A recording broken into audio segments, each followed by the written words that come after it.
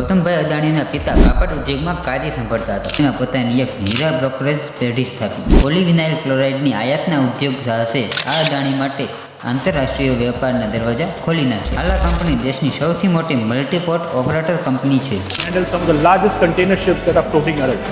અદાણી જૂથે વિદ્યુત ઉત્પાદન ક્ષેત્રમાં પ્રવેશ કર્યો.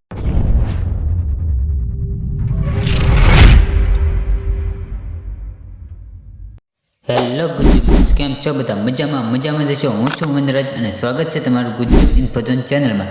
તો આજે આપણે વાત કરવાના છીએ વર્લ્ડના સૌથી અમીર લોકોમાં સ્થાન ધરાવતા એવા ગૌતમ અદાણી વિશે. ગૌતમ અદાણી એ ભારતીય બિઝનેસમેન છે જેમનું પૂરું નામ ગૌતમ શાંતિલાલ અદાણી છે. જેમનો જન્મ 24 જૂન 1962ના રોજ ગુજરાત રાજ્યના અમદાવાદ શહેરમાં થયો હતો. તેમના પપ્પા શાંતિલાલ અદાણી તથા માતા શાંતુબેન અદાણી છે. તેઓ કુલ 7 ભાઈ બહેન હતા. જો ઉત્તર ગુજરાતના બનાસકાંઠા જિલ્લાના થરાદથી અમદાવાદ શહેરમાં આવ્યા હતા.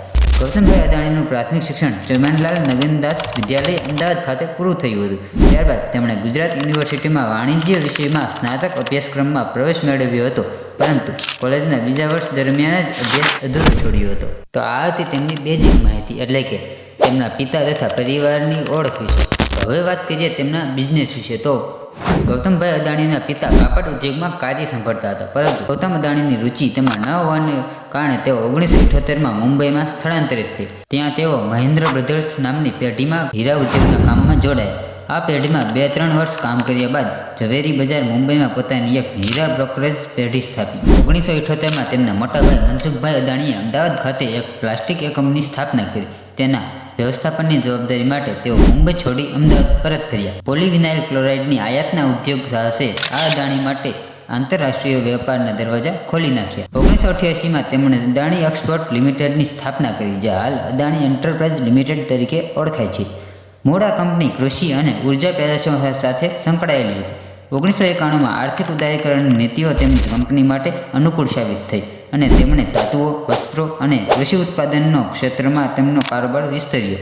1993માં ગુજરાત સરકારે મુદ્રા બંદરના પ્રબંધન માટે આઉટસોર્સિટાઈની જાહેરાત કરી. તેનો કોન્ટ્રાક્ટ અદાણી જૂથે મેળવ્યો. હાલ આ કંપની દેશની સૌથી મોટી મલ્ટીપોર્ટ ઓપરેટર કંપની છે. handle some of the largest container ships that are floating around.